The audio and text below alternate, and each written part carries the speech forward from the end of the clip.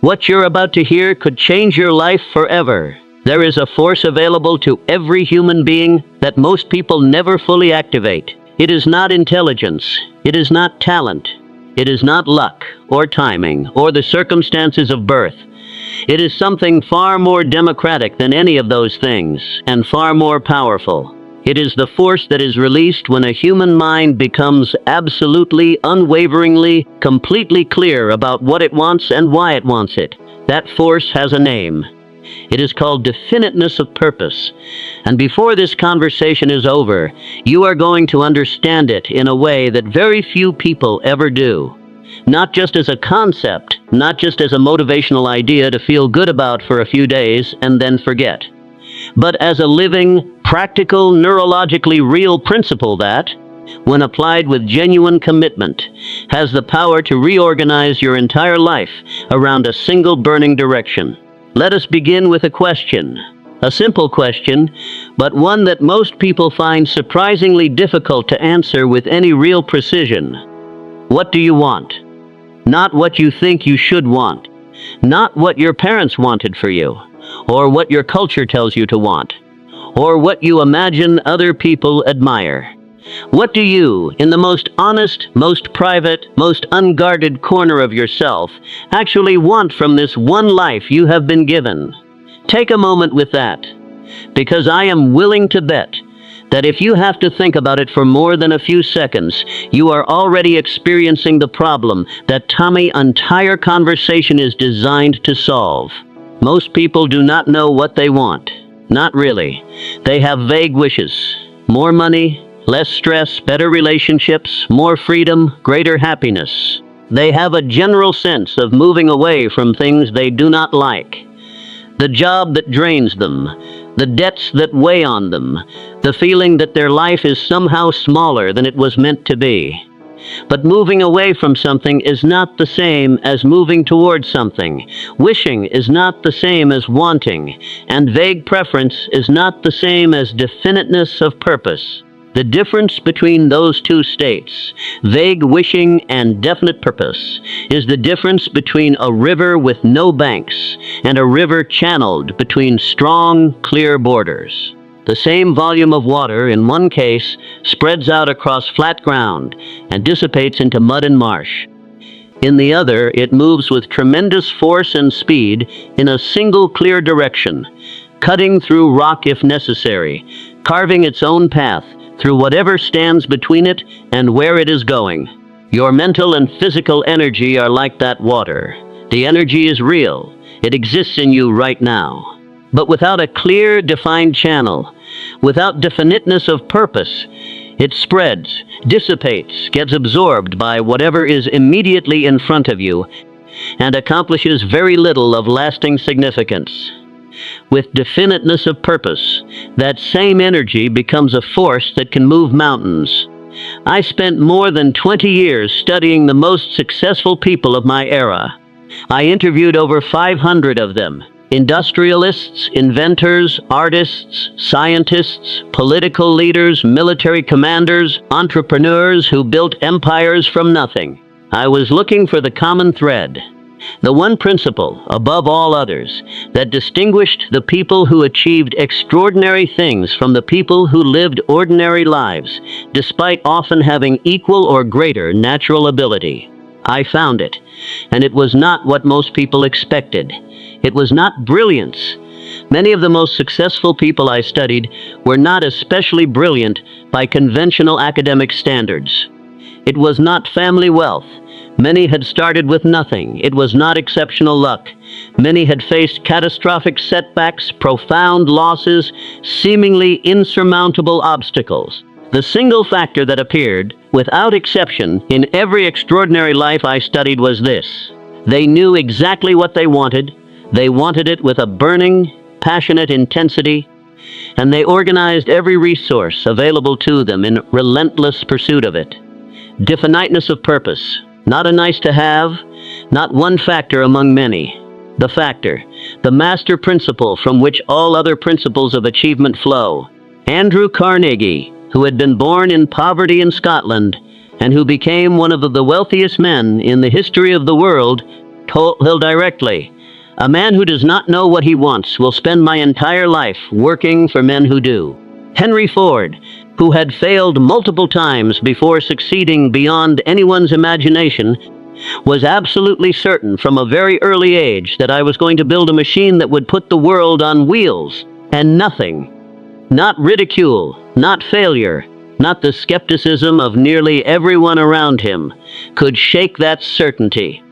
Thomas Edison, who failed thousands of times before he succeeded, never wavered from his definite purpose of harnessing electricity for practical human use. He did not interpret the failures as evidence that his purpose was wrong. He interpreted them as evidence that I had not yet found the right method. The purpose was never in question. These are not just historical curiosities. These are demonstrations of a principle that is as available to you as it was to any of them. The principle does not care about your background, your education, your current circumstances, or your past failures. It cares only about one thing: whether or not you have made up your mind.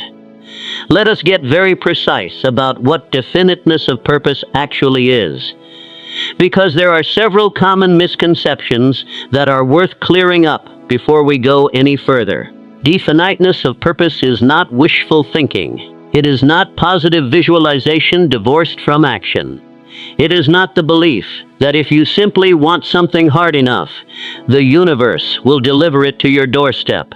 That is not what we are talking about, and that is not what the evidence supports.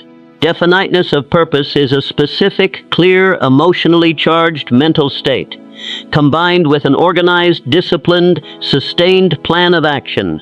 It is the marriage of inner clarity and outer effort. You need both. The inner clarity without the outer effort is fantasy. The outer effort without the inner clarity is exhausting and often misdirected. Together, they become something extraordinary.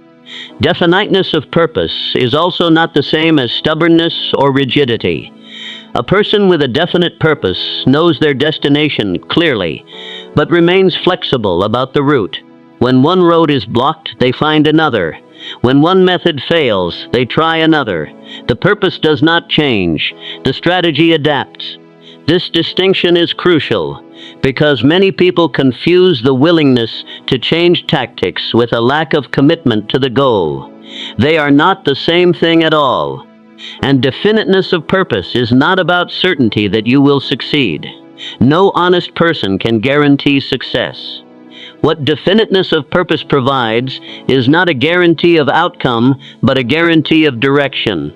It ensures that your energy, your time, your relationships, your decisions, and your daily habits are all consistently oriented toward the same destination. And that consistent orientation, maintained over time, produces results that scattered, directionless effort simply cannot. Now, I want to talk about what happens in your brain when you have a definite purpose. Because understanding the neuroscience here is not just intellectually interesting. It is practically transformative. We talked earlier in this journey about the reticular activating system, the RAS, that bundle of neural tissue in your brainstem that acts as the gatekeeper of your conscious awareness.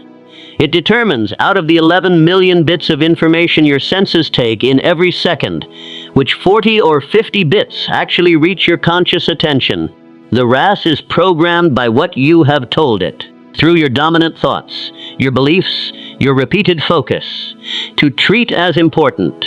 And when you have a definite purpose, a clear, emotionally charged, repeatedly held mental image of what you are moving toward, you program the RAS in the most powerful way possible.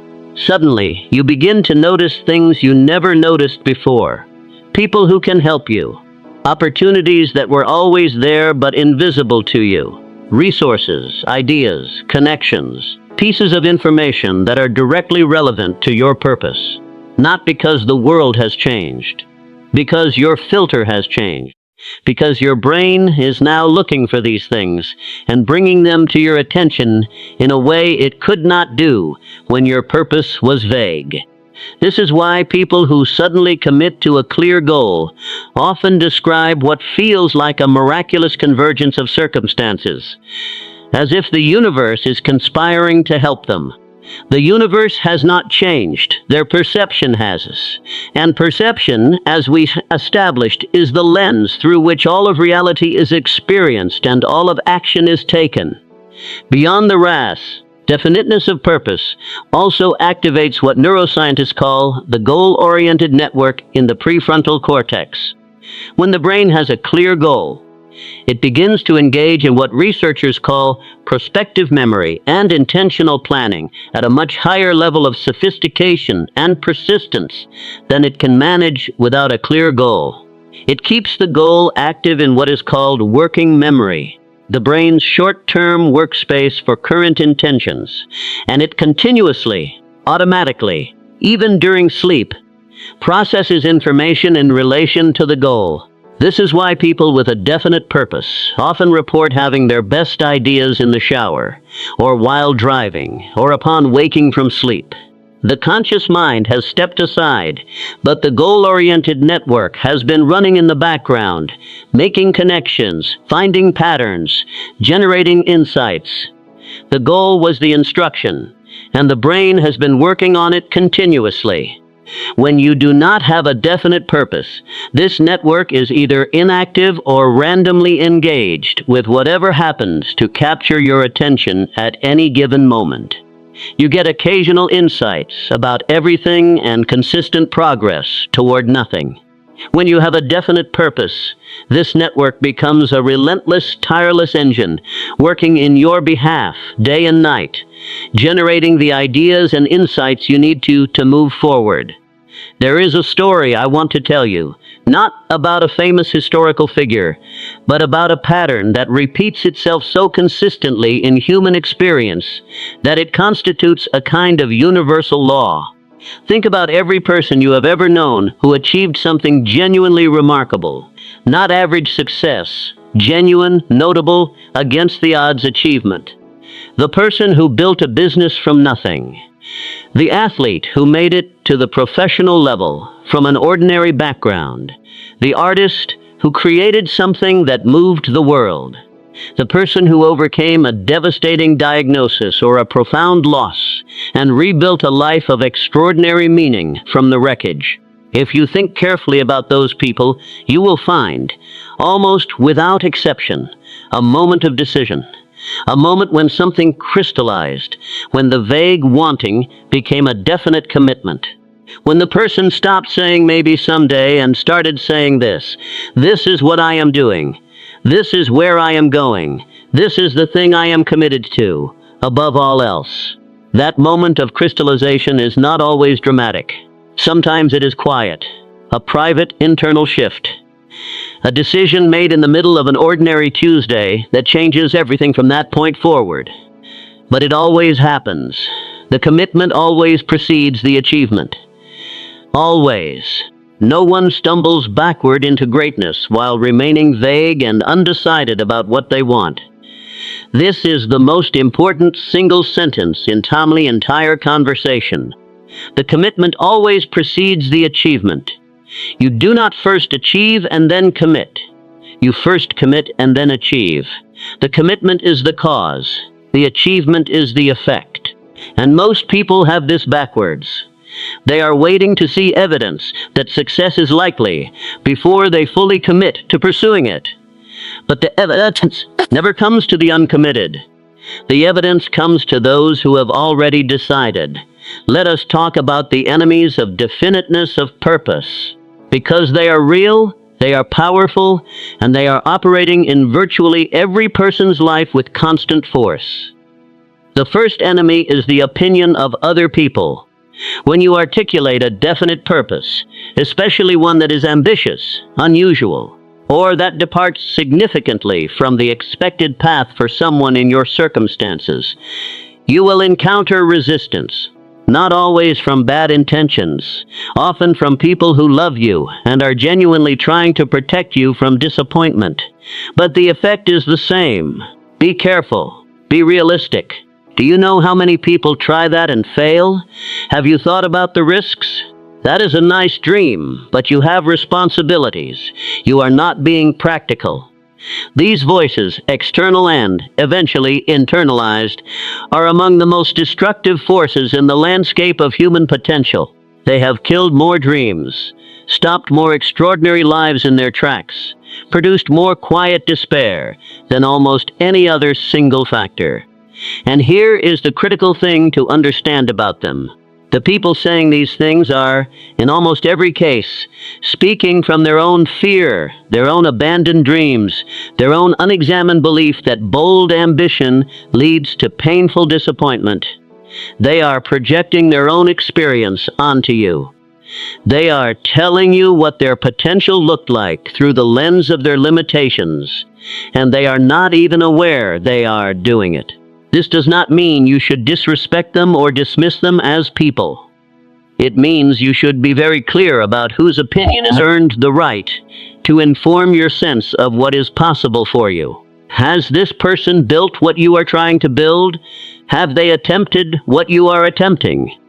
Have they demonstrated, through their own life, a working knowledge of the principles of achievement? If not, their opinion about what is possible for you is simply not relevant data. It is noise. And the person with a definite purpose has learned to distinguish signal from noise.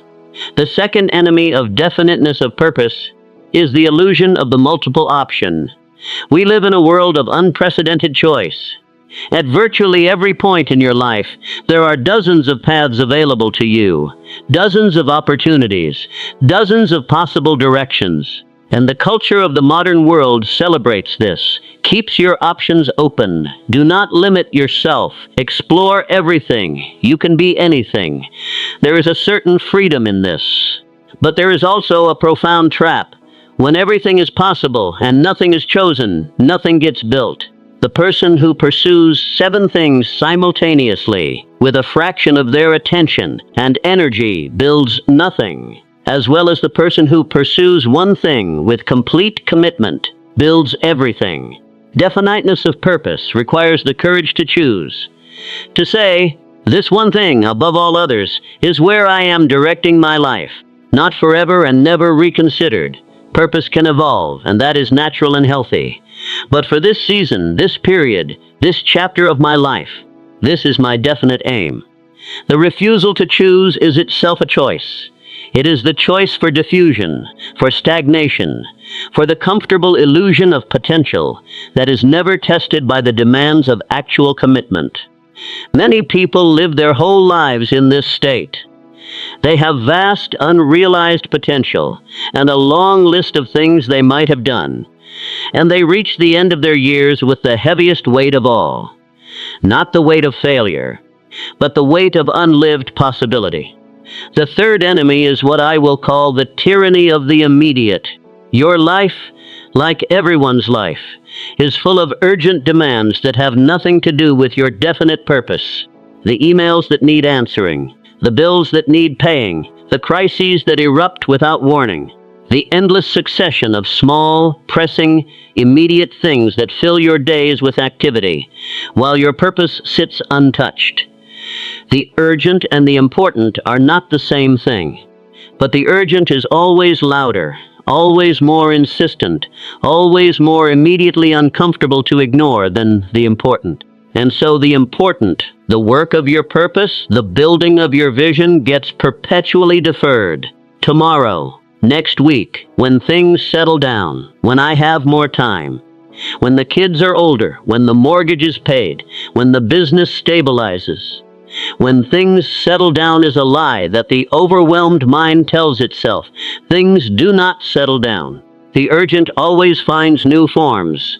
The person who waits for perfect conditions will wait forever. The person with a definite purpose finds ways to work on what matters, even in imperfect conditions, even in stolen minutes, even in the early morning before the world makes its demands, even in the late evening when the demands have finally quieted. The important only wins when you decide, deliberately, repeatedly, against the constant pressure of the urgent, to give it priority. That decision is an act of will. And it is an act that must be made again and again, because the urgent never stops pressing. I want to talk now about the specific practical process of finding and defining your purpose. Because for many people, the concept is clear, but the personal application is murky. They understand why purpose matters. They do not know how to find theirs. Let us begin with the most important principle. Your purpose is not invented. It is discovered. You do not sit down and construct a purpose from logical analysis, or from surveying what is lucrative, or from making a list of pros and cons. Those processes may produce a career choice or a financial plan, and those have their place. But they do not produce a purpose in the sense we are discussing. Purpose is discovered by paying deep, honest attention to what is already in you. The clues are there. They have been there your whole life. They are in the things that have consistently fascinated you, in the problems that have always made you angry, because you only get truly angry about things you genuinely care about, in the moments when you have felt most alive, most present, most completely yourself, in the work or activities that make time disappear, that you would do even if no one paid you, that leave you energized rather than depleted even when they are difficult. These are not random. They are the fingerprints of your purpose. There is also a powerful question that I have encountered in multiple wisdom traditions across different cultures and eras, and it goes like this. If you knew with absolute certainty that you could not fail, if success were guaranteed, what would you attempt? The answer that comes immediately, before the cautious, calculating mind has time to evaluate and qualify it, is very often the most honest indicator of your deepest purpose. Because the reason most people are not pursuing their deepest purpose is not that they do not know what it is. It is that they are afraid of failing at it. Afraid of the judgment. Afraid of the sacrifice. Afraid of wanting something this much and not getting it. And so they move towards safer, less personally meaningful goals. Goals whose failure would be disappointing but not devastating. Goals that do not require them to fully show up. The pursuit of your deepest purpose requires you to fully show up. That is what makes it both terrifying and extraordinary. Once you have found your purpose, once you have that clear, honest, emotionally resonant answer to what you are here to build and contribute, the next step is the act of commitment. And I want to be specific about what genuine commitment looks and feels like, because it is different from what most people think.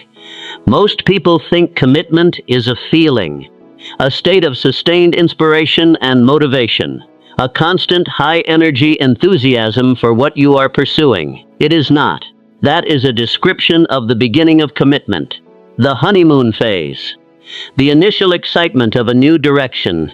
Real commitment, the kind that actually produces results, is a decision that you return to repeatedly, not because you always feel inspired, but because you have made up your mind.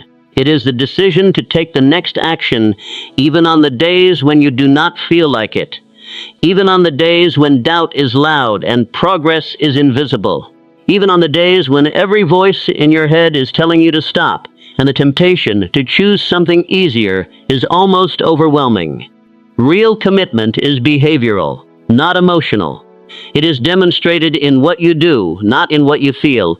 And this is liberating because it means you do not have to feel motivated to act on your purpose. You simply have to act. The feeling follows the action. The inspiration follows the motion. The confidence follows the practice. But none of these things come first. The first thing is the decision. And the second thing is the action that honors the decision, regardless of how you feel in the moment of taking it. This understanding transforms the experience of pursuing a purpose.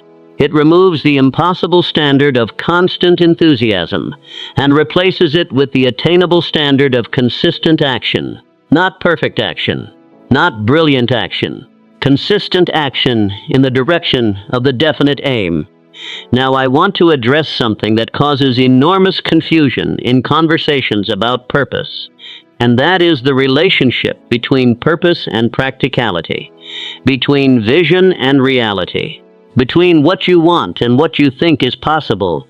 Many people experience these as being in tension. The life they want feels at odds with the life they have. The purpose they feel called to seems incompatible with their current circumstances, their responsibilities, their limitations. And so they conclude, consciously or unconsciously, that their purpose is a luxury they cannot afford. A dream for people in different situations, not for someone like them. I want to challenge that conclusion directly. Not because circumstances do not matter, they do. Not because responsibility is not real, it is. But because the conclusion that purpose is a luxury is almost always arrived at prematurely, before the person has genuinely engaged with the question of what is actually possible if they commit fully and think creatively. Here is what the evidence of hundreds of extraordinary lives actually shows. The path from where you are to where your purpose leads is almost never straight and almost never obvious in advance. It reveals itself incrementally to the person who has committed to walking it. The person who insists on seeing the whole road before taking the first step will never begin, because that is not how the road reveals itself. You do not need to know how to get there. You need to know where you are going. The how reveals itself in motion, not in stillness. And the practical constraints, the job, the mortgage, the family responsibilities, are real, and they need to be respected. But they are almost never as absolute as they feel. Almost always, there is a version of beginning that is compatible with your current circumstances. A version that does not require you to abandon everything tomorrow, but that does require you to begin moving, even slightly, in the direction of your purpose starting now. The first step is almost never the whole journey. It is simply the first step. And the first step is always available, even in the most constrained circumstances. What is the smallest possible version of beginning that you could take today? That question is worth sitting with, because the answer to it is almost always more accessible than the mind, in its tendency to make everything either all or nothing, would have you believe. There is a principle that flows directly from definiteness of purpose, and it is one of the most remarkable observations in the entire literature of human achievement. It is this: when a person commits to a definite purpose with their whole mind and whole energy, the resources needed to pursue it seem to appear in ways that were not visible before the commitment was made. This has been described in mystical terms throughout history as divine providence, as the law of attraction, as cosmic alignment. I prefer to describe it in terms that are more grounded, because I think the grounded explanation is actually more impressive than the mystical one. When you commit to a definite purpose, you change what you see. Your RAS begins filtering for what you need. You begin to notice people, resources, and opportunities that were always present but invisible to your unfocused attention. Your conversations change because what you talk about reflects what you are thinking about, and the people you attract into meaningful dialogue change accordingly. Your decisions change because you now have a clear criterion. Does this serve my purpose? Against which every decision can be evaluated. Your time use changes. Your priorities change. Your energy changes. In short, everything about how you engage with the world changes. And the world, which is full of other people who have things to offer and needs to fill, responds to the changed version of you in ways that look, from the outside, like remarkable coincidence or luck, but are actually the predictable result of you showing up differently. This is not mystical. It is the natural consequence of focused intention applied consistently over time. And it is available to every person who is willing to do the work of finding and committing to a definite purpose. Let us talk about written purpose. Because there is something about the act of writing your purpose down, on paper, in your own hand, in specific, concrete, present tense language, that does something to it that merely thinking about it does not do. When a thought is in your mind, it is fluid, malleable, easy to revise, to soften, to qualify, to talk yourself out of. The thinking mind is endlessly creative in finding reasons to make the vision smaller, safer, more consistent with what the existing identity considers possible. When a thought is written down, it becomes concrete. It becomes a commitment that exists outside your mind, in the physical world. It becomes something you can hold yourself accountable to, in a way that a purely mental intention cannot be held. Write your definite purpose.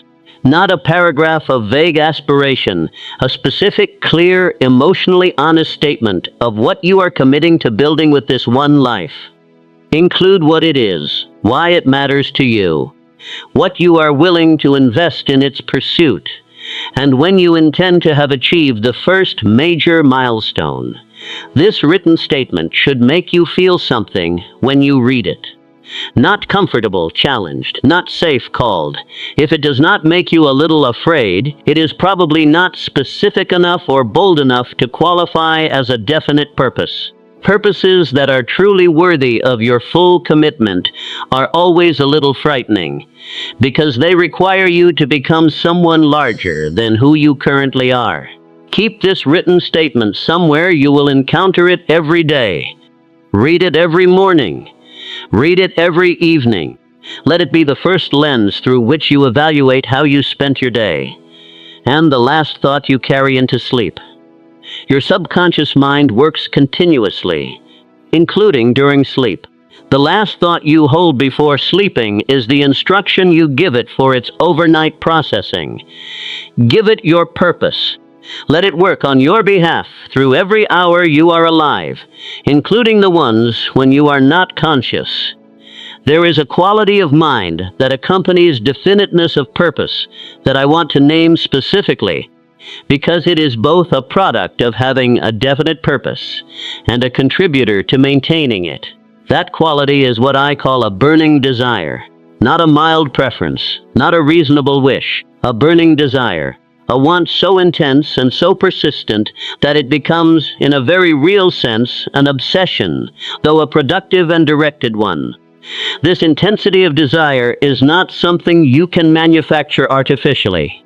You cannot force yourself to want something this much, but you can cultivate it by repeatedly bringing your purpose to mind, by spending time in the company of people who share it, by feeding your imagination with the evidence of what is possible, by connecting your daily actions to the larger meaning they serve.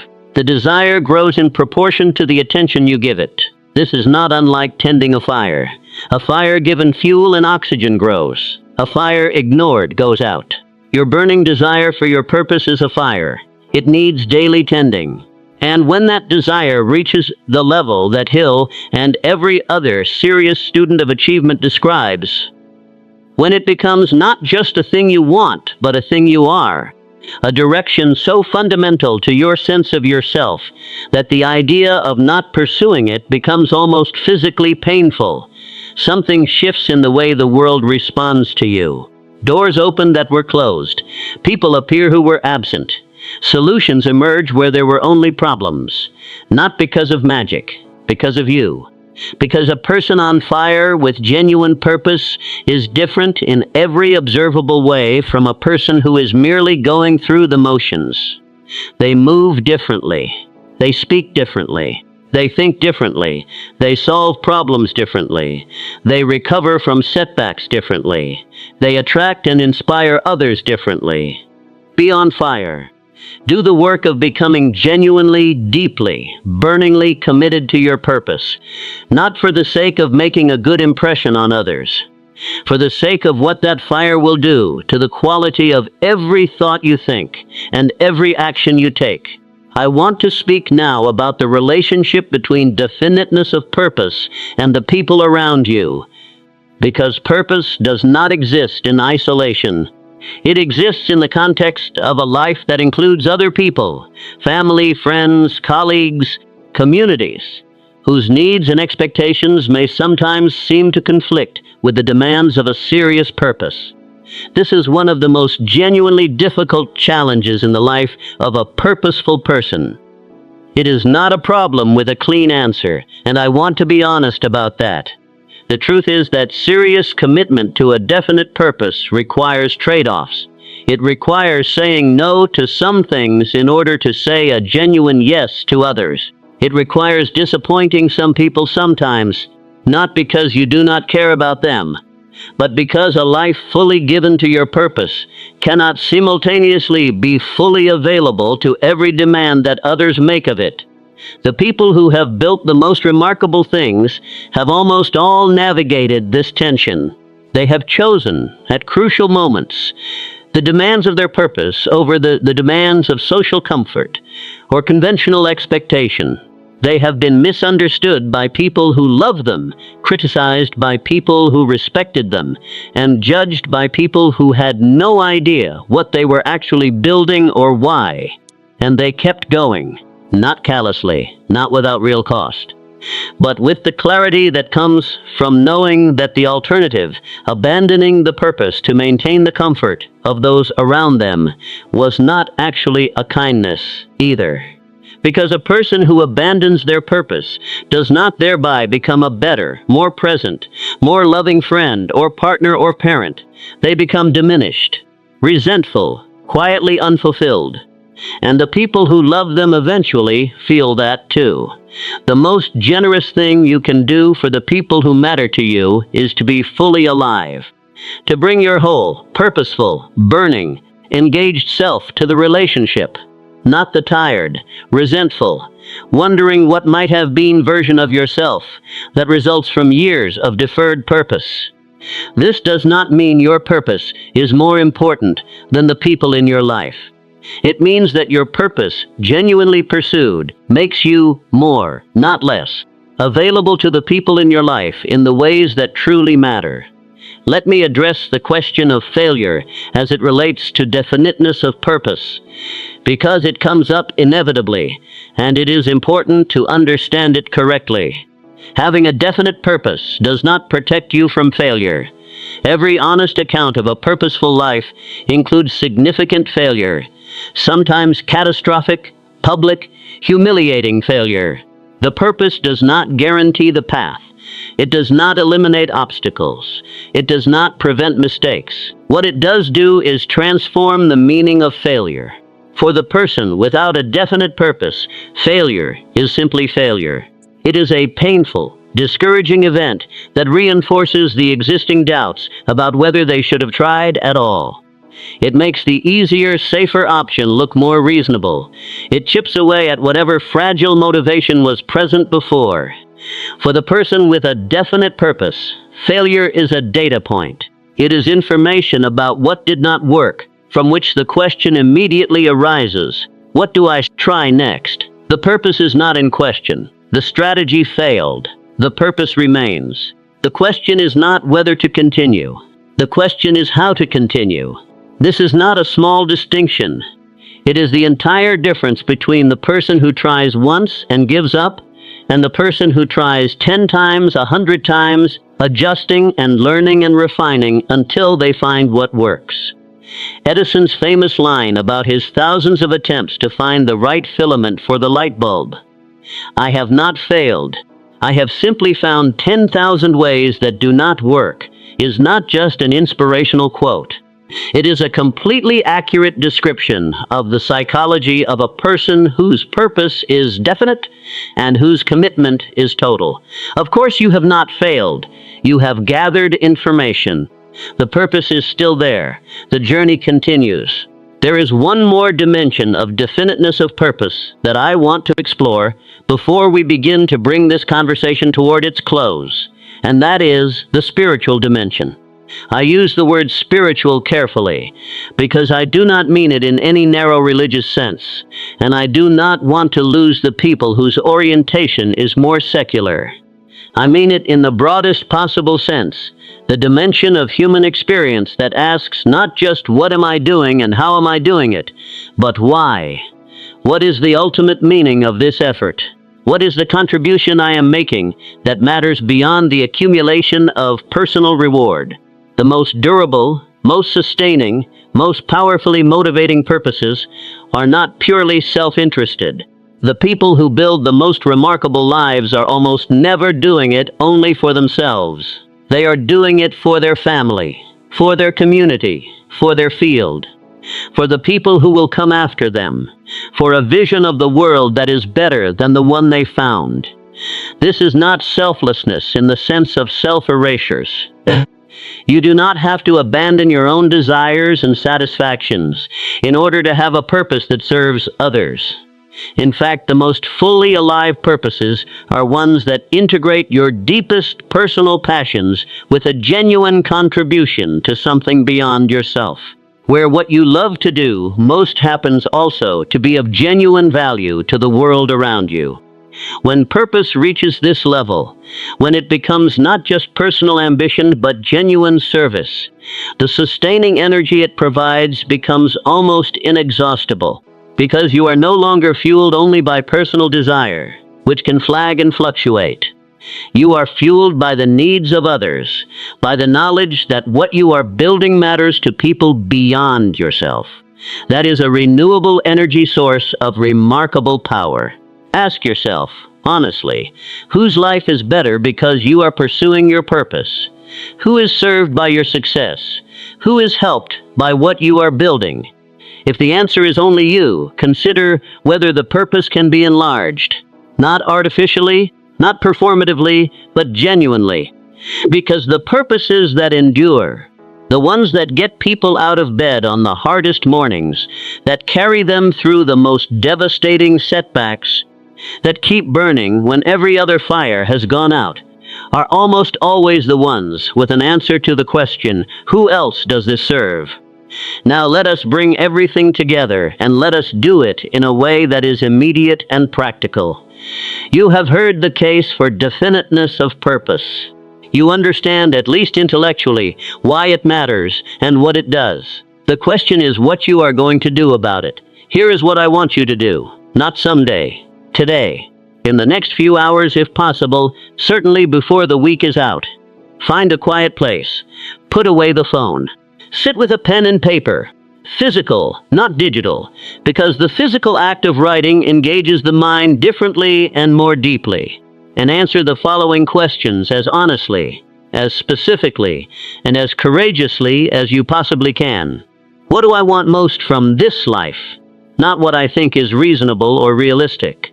What do I actually want? Why do I want it? What does it mean to me at the deepest level? Who does it serve beyond myself? What would I attempt if I knew I could not fail? What am I already doing that, if I gave it my complete, undivided, organized commitment, could become something remarkable? What is the one thing that if I achieved it would make everything else easier or unnecessary? And then, from those answers, write a single statement, a clear, specific, present tense, emotionally charged statement of your definite purpose. The thing you are committing this chapter of your life to building, not hedged with maybe or hopefully. Stated as fact. Stated as if it is already your direction, because from this moment forward it is. Read that statement out loud. Feel it. Notice whether it makes you a little afraid. If it does, you are in the right territory. And then put it somewhere you will see it every day. Your bathroom mirror, your computer screen, the first page of your journal, your phone's lock screen. Make it inescapable. Make it the first thing that orients you each morning and the last thing that holds you each night. This is the beginning. This is TI Foundation.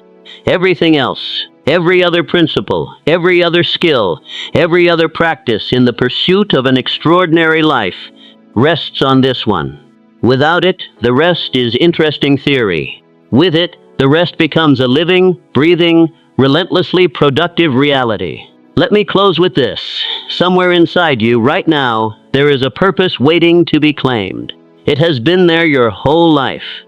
It has shown itself to you in moments of quiet, in flashes of longing, in the specific ache you feel when you watch someone else doing the thing you know, somewhere deep and private, you are also meant to do. That purpose is not an accident. It is not a random wish. It is the specific, unique contribution that your particular combination of gifts, experiences, passions, and perspective is designed to make to this world. No one else can make it. No one else has your specific combination of everything that makes you you. The work that is yours to do will remain undone if you do not do it. The people it would serve will remain unserved. The beauty it would add to the world will remain unadded. This is not a small thing. This is the whole thing. Your life is the most remarkable resource you will ever have access to. Not your money, not your connections, not your talents in isolation. Your life. The living, breathing, choosing, building fact of you being here, on this earth, right now, with everything you carry. Do not let it be small. Do not let it be vague. Do not let it be spent entirely in service of other people's purposes while yours sits unattended. Find it, name it, commit to it. Pursue it with everything you have. Become definite. Become directed. Become the person your purpose requires you to be. That is the work. That is the beginning of everything. And it starts right now.